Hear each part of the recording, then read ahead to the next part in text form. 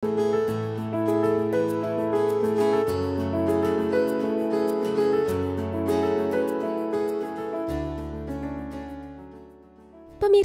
sesuai dengan janji kami sebelumnya, perjalanan di Bukit Tinggi hari ini akan kita lanjutkan. Jadi, tetap di tempat duduk Anda ya.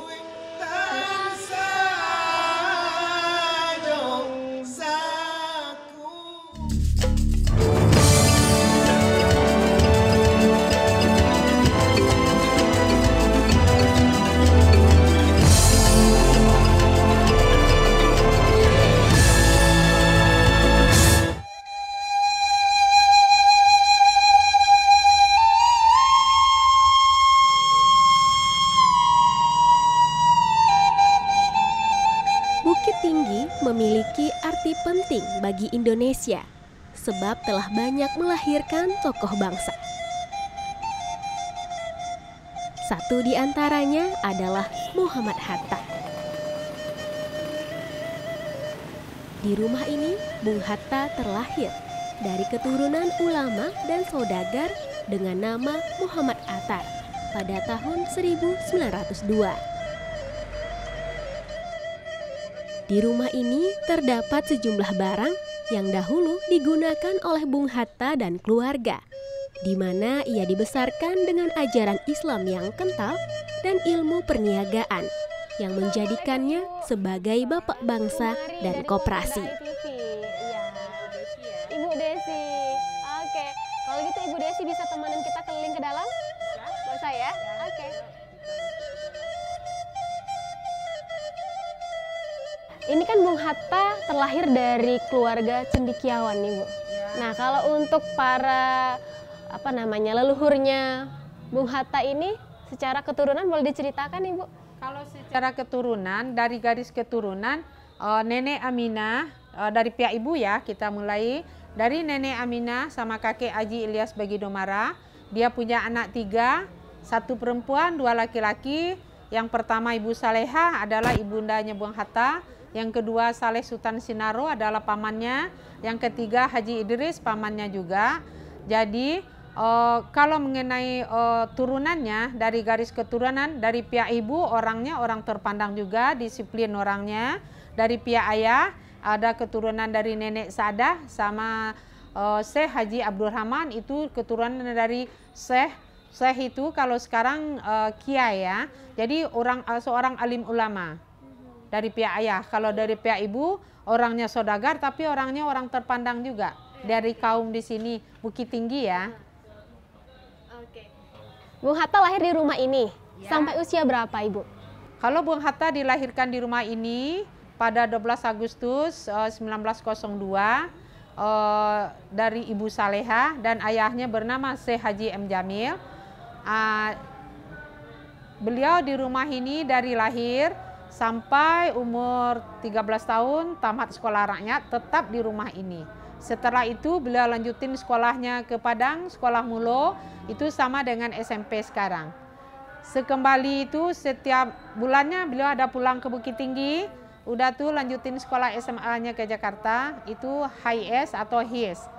Kalau di Jakarta beliau libur baru pulang ke Bukit Tinggi. Setamat sekolah itu beliau lanjutin sekolahnya, kuliahnya ke Belanda, itu ngambil sarjana ekonominya di Belanda. Oke. Nah kalau Ibu melihat Bung Hatta ini lahir dari keluarga alim ulama, cendekiawan begitu, namun memiliki pemikiran yang sangat luas. Apa sih yang membuat Bung Hatta ini menjadi salah satu bapak bangsa yang begitu berpengaruh Bu di Indonesia? Kalau mengenai sekolah bapak yang berpengaruh di bangsa kita Indonesia tuh, Bapak Bung Hatta itu dari kecilnya dia udah ada pemikirannya untuk memperjuangkan kemerdekaan Indonesia supaya Indonesia lepas dari penjajah. Misalnya Bung Hatta ini dari pihak ibu, neneknya, kakeknya sama pamannya itu ada hubung baiknya sama Belanda. Contohnya kakeknya sama pamannya dikontrak oleh Belanda jadi kurir pos atau pegawai pos. Dari pihak ayah orangnya anti Belanda. Jadi Bung Hatta itu dari kecilnya itu udah ada rasanya ingin membebaskan Indonesia dari penjajah. Itu masih sekolah rakyat beliau. itu udah ada dari hatinya bahwa dia ingin membebaskan Indonesia dari penjajah. Dia tidak terima bagaimana caranya Belanda menjajah Indonesia, bagaimana Jepang menjajah Indonesia. Jadi dari kecil itu sampai Bung Hatta itu tertundanya menikahnya itu demi negara. Sebelum merdeka Indonesia beliau tidak mau menikah. Memang terkabul. Itu memang sudah menjadi prinsipnya. Iya, gitu. prinsipnya dan janjinya sama Allah. Sebelum merdeka Indonesia dia tidak mau menikah.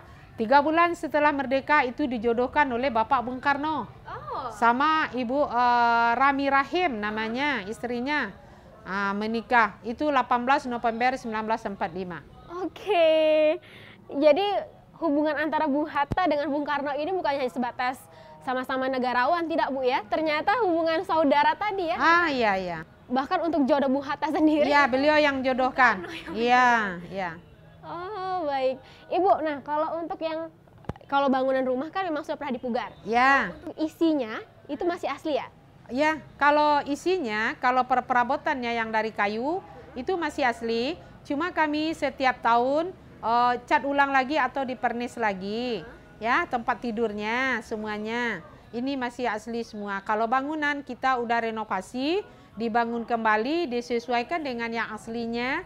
Catnya, bahan bangunnya bambu sama kayu, tikarnya tikar rotan sama tikar pandan. Nah, semuanya udah itu kalau bangunan. Kalau perabotannya ya setiap tahun kita pernis. Saat ia berusia 7 bulan, ayahnya meninggal dunia. Bung Hatta pun tumbuh dalam didikan ibu dan pamannya. Ia dibesarkan dalam keluarga yang selalu mengutamakan musyawarah dalam setiap masalah. Di rumah inilah ia menyaksikan aktivitas penjajahan yang terus mengusik jiwa nasionalismenya. Tertanam jauh di lubuk hati keinginan untuk melepaskan bangsanya dari cengkraman penjajah. Ya, disinilah Bapak Bung Hatta itu, kalau dia mau ngomong sama ibunya, ini ruangannya. Ya, kalau orang Minang itu ada falsafahnya ya, tungku 3 sejarangan, tali 3 sepilin. Berarti ini tempat beliau mau ngomong sama keluarga, maka dinamakan meja pertemuan keluarga. Kalau Bung Hatta mau ngomong sama ibunya, itu neneknya satu yang mendampingi. Kalau mau ngomong sama kakeknya, itu pamannya satu mendampingi. Jadi 2 yang beda pendapat, satu pengenengahnya. Jadi apapun masalah dia selesai. Itulah dinamakan meja pertemuan keluarga.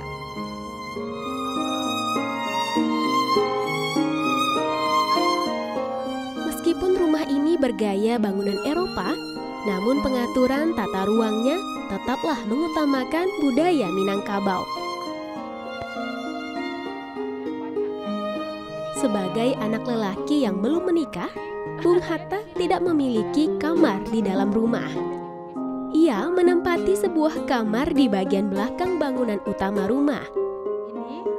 Di kamar sederhana inilah Bung Hatta menghabiskan waktunya selain belajar di surau. Dipakai oleh beliau sepedanya waktu dia mau sekolah, mau berangkat sekolah. Kalau pergi ngaji, kadang-kadang dipakai ini. Kalau enggak dia diantarin pakai kuda. Naik kuda, bendi bugis namanya. Pemirsa, saya itu adalah penggemar beratnya Bung Hatta. Nah, berada di sini, di kamar tidur yang sangat sederhana ini, membuat saya merasa seperti apa ya, bisa membayangkan Bung Hatta itu bagaimana dia tidur di kasur yang sangat sederhana, belajar di di ruangan yang sebenarnya dalam budaya Minang itu anak lelaki itu tidak tinggal di rumah ya Bu ya, dan pergi sekolah dengan sepedanya ini. Wow, Bung Hatta yang hidup sederhana tapi dengan pemikiran yang sangat luar biasa. Bung Hatta.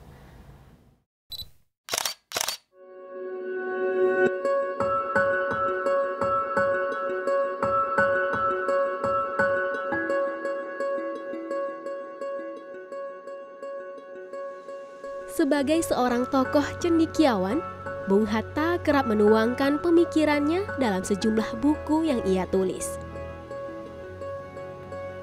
sebagian buku-buku karangannya tersimpan di perpustakaan ini.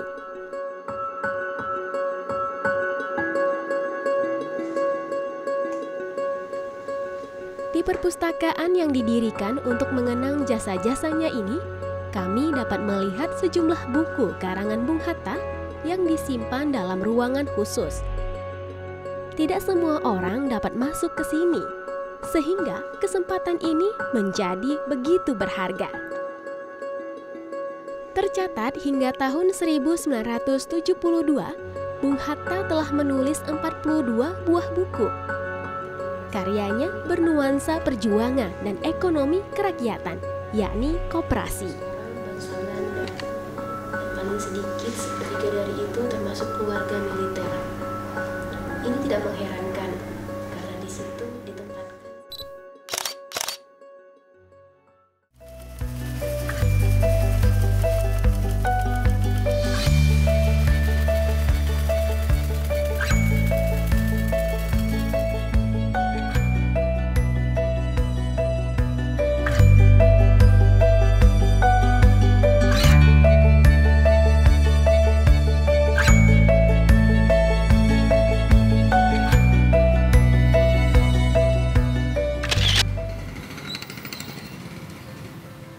Sektor pariwisata di Bukit Tinggi turut pula menumbuhkan berbagai sektor UKM. Salah satunya kerajinan kain sulam bordir. Sulam Ambon Suri merupakan salah satu galeri yang ramai dikunjungi karena konsisten mempertahankan pembuatan bordir secara manual.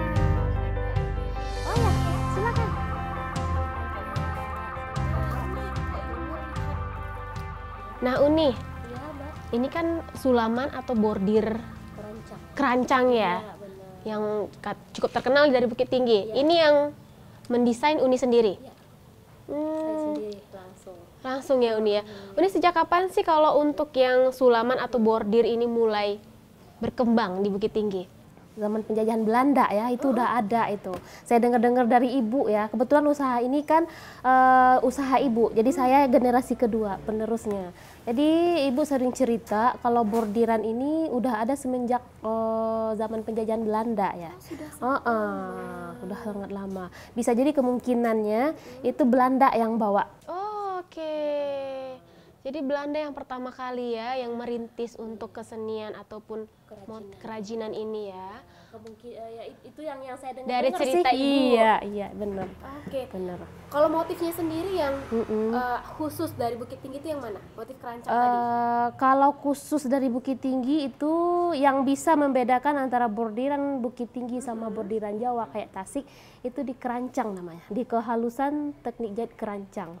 Boleh dijelaskan apa itu? Boleh. Kalau yang kerancang itu kan proses produksinya, nanti kita boleh kita lihat proses produksinya. Itu bukan dengan sistem dibakar, tapi dengan cara digunting sedikit-sedikit baru dijahit gitu. Kalau sistem solder, dijahit dulu baru dibakar, dilobangin pakai solder. Jadi benar-benar handmade, benar-benar pekerjaan yang butuh ketelitian. Oke, luar biasa ya. Nah, kalau Uni sendiri nih boleh tahu belajar membuat motif ini dari siapa? Dari ibu? Oh iya, otodidak aja sih Otodidak sebenarnya. ya? Otodidak aja, emang dari ibu yang ngajarin gitu. Oke, kita langsung lihat aja ke atas boleh? Pengen lihat di bagaimana Boleh, proses boleh. yang Yuk, mari. manual tadi katanya. Boleh. Oke. Yuk, mari. Kegiatan sulam menyulam dilakukan di lantai 2 bangunan galeri. Betapa terampilnya gadis-gadis Minang ini menjalin benang demi benang hingga menghasilkan kain bermotif dan begitu indah. Nah, ini dia proses produksinya, Mbak. Oh, jadi semua produksi bordir yang tadi kita lihat di bawah di sini? Iya. Oke. Dari bawah langsung dicariin kombinasi, langsung diproduksi. Ada berapa orang pekerja kita di sini Kak Ida? Kalau sekarang yang di rumah ada 15 orang, yang di luar lebih kurang 15 orang juga. 15 orang. Oh, berarti ada yang di rumah, ada yang di sini. Oke, ini untuk semuanya yang pakaian, mukena dan souvenir lainnya semua dikerjakan di sini. Semua kita produksi, mulai dari baju, mukena sampai Bercover. Back cover juga di sini. Rata-rata berapa hari sih penyelesaian untuk misalnya satu lembar bahan untuk pakaian atau untuk mukena gitu, berapa lama proses pengerjaan? Itu tergantung motifnya. Kalau motifnya kecil itu bisa selesai 1 hari 1. Tapi kalau motifnya besar kayak kita bikin selendang atau pasmina itu bisa nyampe 1 bulan, 2 bulan. Tergantung dari tingkat kesulitan produk yang kita produksi. Ya. Dari untuk motifnya nih Kak, dari yang paling mudah sampai yang tersulit itu apa? Kalau yang mudah itu motifnya yang besar ya. Kalau yang kecil itu agak sulit gitu. Misalnya kombinasinya motif bordiran itu kecil-kecil, nah itu agak susah bikinnya. Oke, kalau untuk motif yang mudah tadi nih, yang tergolong mudah yang besar-besar, itu berapa lama pengerjaannya? Tergantung apa yang kita produksi juga. Soalnya kan kita yang kita produksi itu kan bervariasi. Misalnya di mukena ada yang bunganya motifnya kecil, ada yang motifnya besar. Jadi kan kalau yang kecil siapnya bisa 1 minggu, yang besar siapnya 2 minggu. Ada juga yang kecil itu siapnya 2 minggu, yang besar tuh siapnya 1 minggu. Tergantung tingkat kesulitan dari desain yang kita bikin gitu. Oke. Nah, dari sini kalau untuk produk yang sudah jadi ada Kak? Ada. Kita boleh lihat? Boleh. Ayo.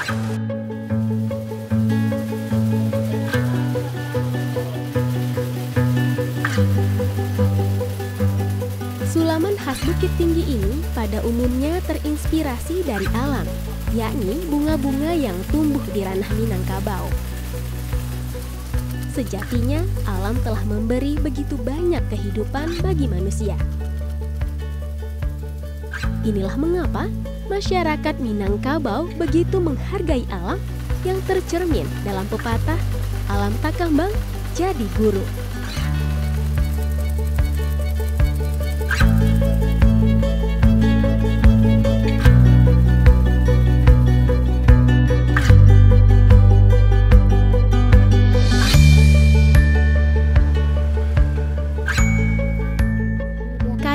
Disulam kemudian dijadikan berbagai produk turunan seperti yang terpajang di etalase ini.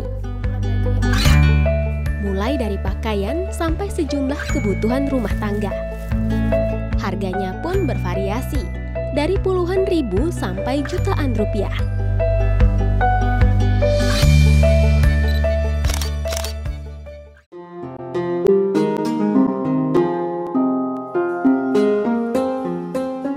Sektor kreatif, UKM yang turut mendapat imbas dari sektor pariwisata kota ini adalah kuliner. Setiap pengunjung yang datang disuguhkan dengan banyak sekali pilihan kuliner yang tersedia.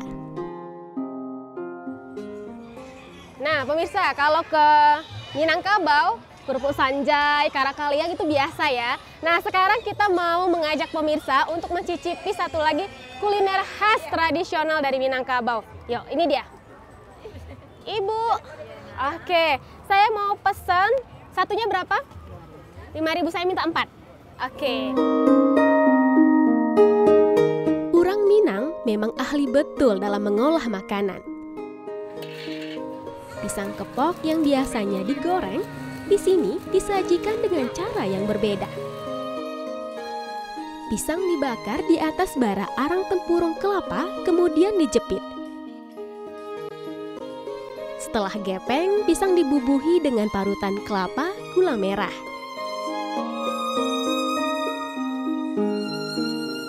Nah, ini dia pemirsa, namanya pisang kapi.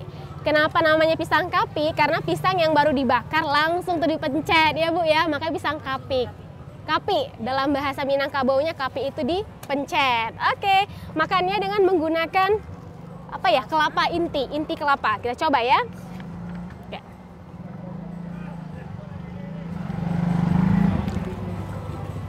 Enak. Enak.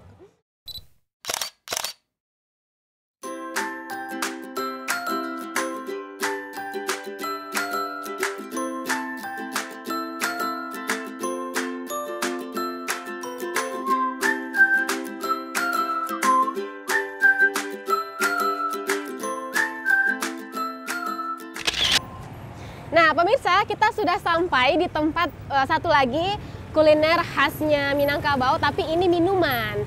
Nah, namanya adalah ube tawa yang cukup terkenal di daerah sini. Ayo kita coba.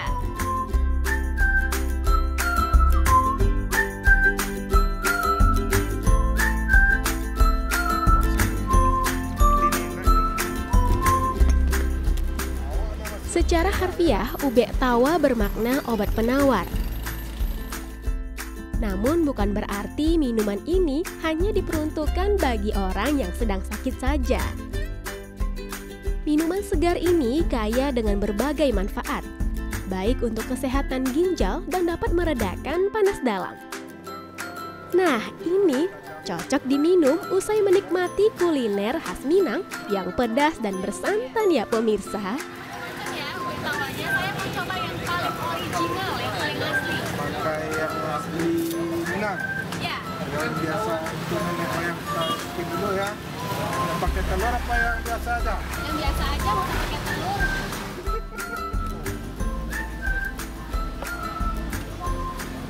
Ini dah. Terima kasih. Nah, ini dia pemirsa, ube tawa. Ube artinya obat dan tawa artinya penawar. Ini banyak macam, tapi yang bahan utamanya adalah cincau, kemudian juga airnya itu air kacang 7 jurai dan diperaskan dengan asam sundai. Ini yang paling original, yang lainnya ada yang dicampur dengan telur, ada yang dengan pepaya. Yuk kita coba langsung ya.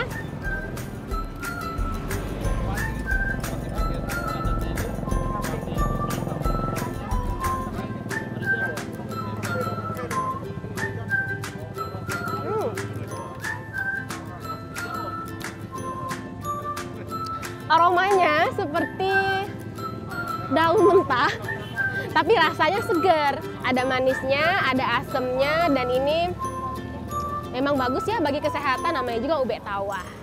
Oke, kita coba lagi.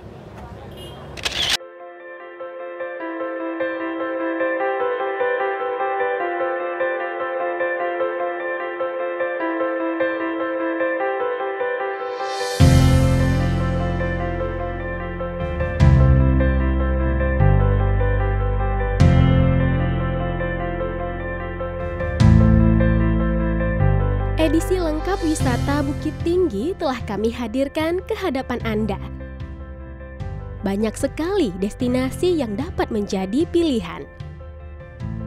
Kota Bukit Tinggi adalah tempatnya para pecinta sejarah, pecinta budaya, dan mereka yang mencintai alam.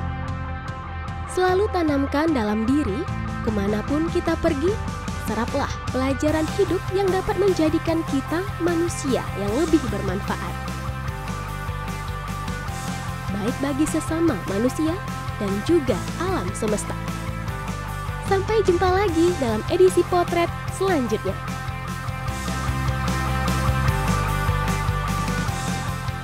Selalu ingat, buka mata, hati, dan telinga.